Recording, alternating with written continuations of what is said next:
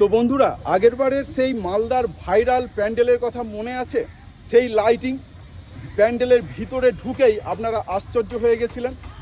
এই বছর তাদের থিম কি হতে চলেছে, কি ধরনের লাইটিং তারা করতে চলেছে, তাদের থিমটা কি, এগুলো সব কিছু জানার চেষ্টা করব।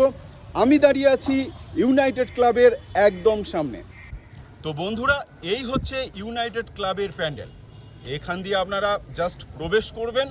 প্রবেশ করার পরে আপনারা এই বছর দেখতে পাবেন ঠিক আগের বছরের চেয়েও অনেক অসাধারণ একটা লাইটিং। এবারে থিম তাদের অনুভূতি, ফিলিংস, অনুভূতি। দেখুন এইখানে সামনে একটা জায়গায় লেখা আছে অনুভূতি, এবং অনুভূতি কি ফিলিংস হতে চলেছে সেটাই এখন দেখার। মালদার ইউনাইটেড ক্লাব আগের বছরের লাইটিংয়ে ভাইরাল হয়েছিল, পুরো ফেসবুক ইউটিউব জুড়ে ছিল মালদা ইউনাইটেড ক্লাবের নাম। আর ঠিক এই বছরও সেই রকম অসাধারণ কিছু হতে চলেছে। তো সুতরাং চলে আসুন আপনারা 25 তারিখে শুভ উদ্বোধন, এবং তার পরের দিন থেকেই আপনারা এখানে প্রবেশ করতে পারবেন এবং দেখুন তাদের অসাধারণ লাইটিং। আগের বছর সবাই আশ্চর্য হয়ে গেছিলেন জাস্ট দেখে। এখনও এই জায়গাগুলোর কাজ হচ্ছে, আর এই জায়গাটার থেকে আপনারা যাবেন, ওখান দিয়ে প্রতিমাকে দর্শন করবেন, করে এখান দিয়ে আবার ব্যাক করবেন। কিন্তু ঠিক এই জায়গাটাই হচ্ছে আপনাদের আসল মজা আসবে। অনুভূতিটা কি, ফিলিংসটা কি, আপনারা এখানে এলে আপনারা খুব সুন্দরভাবে বুঝতে পারবেন। দেখতেই পাচ্ছেন অসাধারণ লাইটিংয়ের কাজ চলছে, আর আগের বছরের কথা মনে করলেই আপনারা এই বছরটাও আরও ভালো করে বুঝতে পারবেন। দেখুন কত ইতিমধ্যে লাইটিং সাজানো হয়ে গেছে।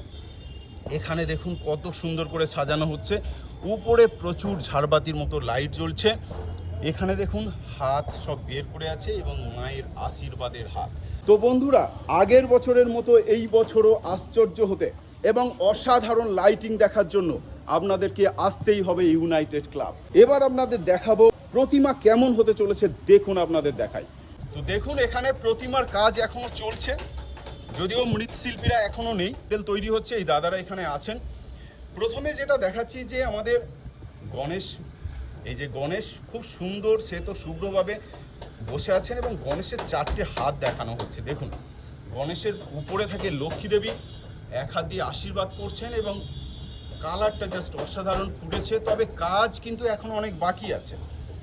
এই জায়গাটা দেখুন খুব সুন্দরভাবে গড়ে তোলা হয়েছে, এবং তার উপরে মা দুর্গা অধিষ্ঠান করে আছেন, বসে আছেন। দেখুন সেই মায়ের স্নিগ্ধ রূপ কত সুন্দর, এবং মুখখানা দেখুন অসাধারণ, অপূর্ব, দুর্দান্ত।